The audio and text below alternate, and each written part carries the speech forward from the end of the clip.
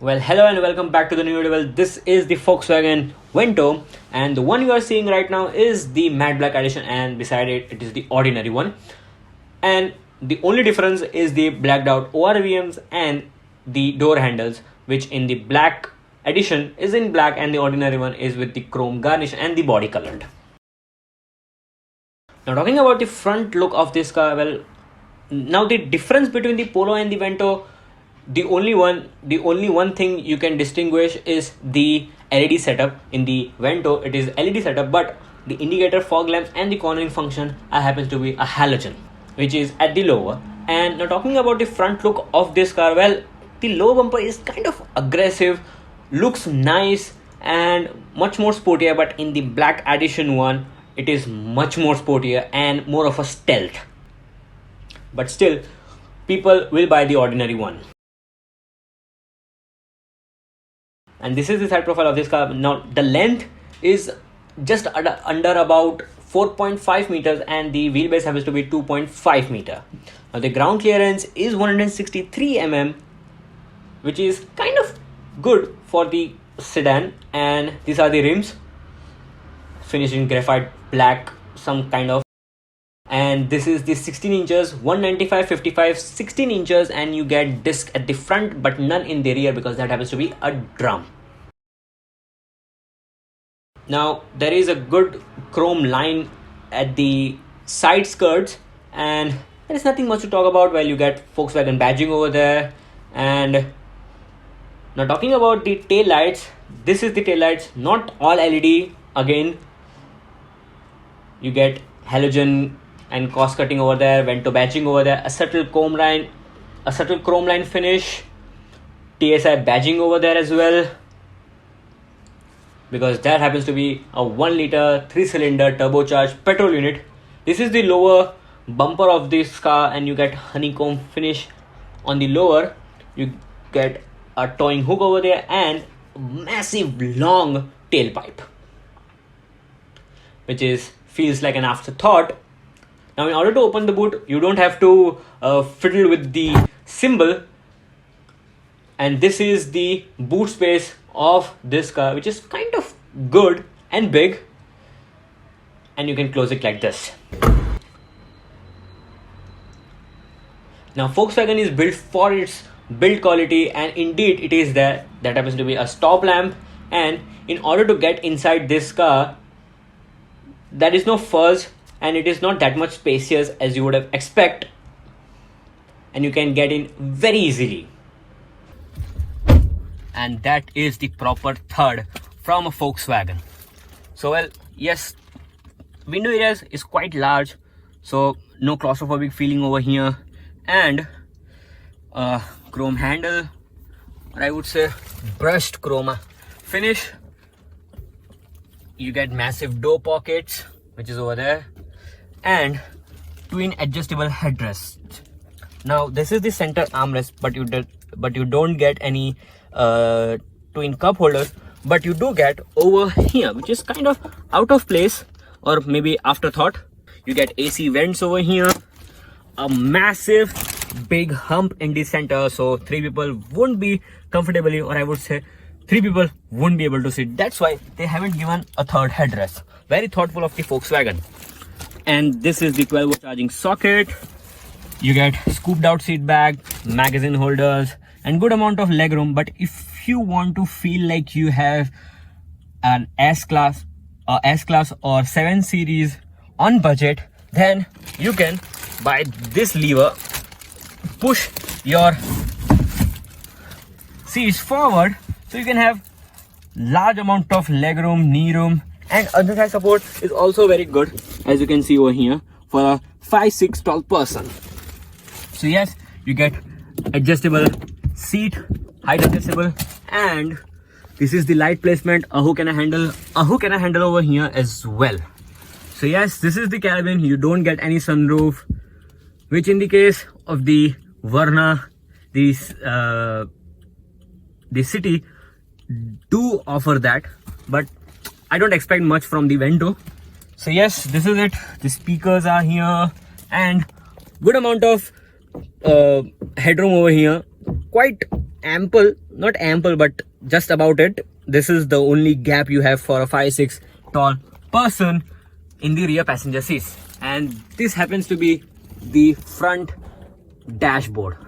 So now let's jump into the driver's seat.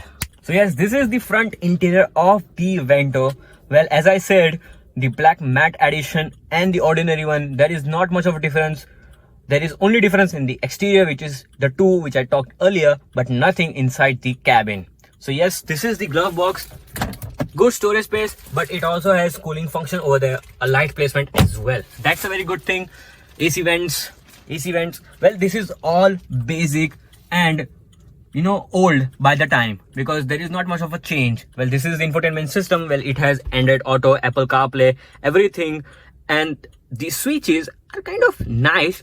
Well, build quality is indeed in the Volkswagen, you can expect.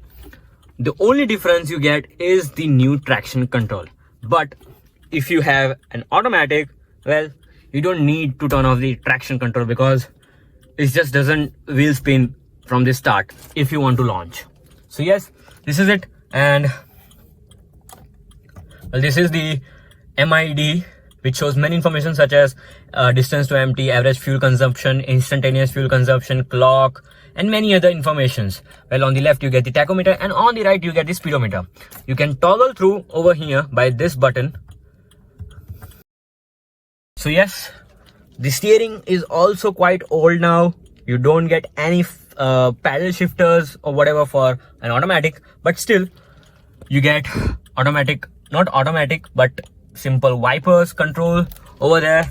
And this happens to be the cruise control with the indicator functions as well. You get the steered motor controls for the infotainment system, and this one too. So yes, this is it.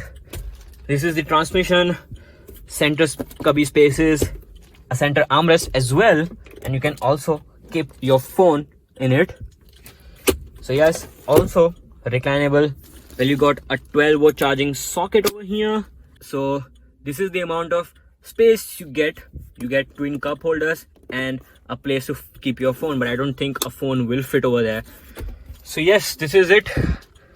There is nothing much to talk about. Well, this is to open the trunk, and this is the switch for unlock, adjustment for the outside mirrors. Well, I kind of like this kind of thing, which reminds that you have your indicator turned on. This is the headlight setup, I mean switch gears. Well, on full you can turn on it, the fog lamps and the rear fog lamps as well. You get auto dimming inside rear view mirror, and here you get a toll receipt holder, and here a mirror. So yes, this is a light placement and nothing much else to talk about. Well, what is to talk about is about the engine performance. So how good it is to drive, let's check it out. But before we go, let me just tell you that there it is, a actual dead pedal, brake and the accelerator. And in order to open the boot, well, you can open this latch.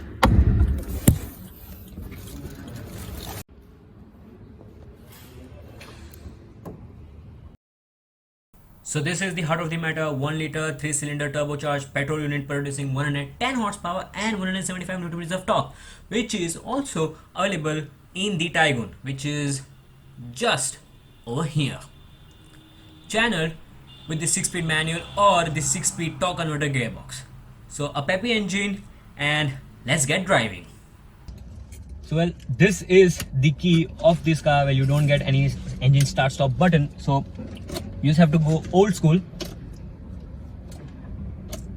And as I have turned on, there is no noise at all. It is that silent. That is the amount of refinement from this 1 liter TSI engine. Well, in terms of drivability, it is quite good. In spite of having a sedan, well, the suspension is on the softer side, so you can have that jumpiness on your up joints of the bridge or on the highways. But still, good amount of tire profile helps in to reduce noise inside the cabin. So that's a very good thing. And you also get auto dimming inside rear view mirror. So that's a very good thing. And talking about the transmission, well, it is channeled with the 6-speed manual, either the torque converter gearbox. Well, these both gearbox are very good, and in terms of shifts, well, the torque converter is pretty accurate with its triptronic function to have the manual control. And if you want sport mode, well, it is also there. So in terms of drivability, it is quite good with good amount of ground clearance. Will have a good amount of city touring, but in terms of bad roads, you would face certain problems because of the softer suspension. So yes, this is it. Well, in terms of feel and feedback from the steering, it is quite accurate and very connected to the road as well. So yes, this is it from the 1 liter TSI Vento, and I hope you liked the video, and if you did, then please give it a like and also share this video to your car enthusiast buddies. Bye bye, take care.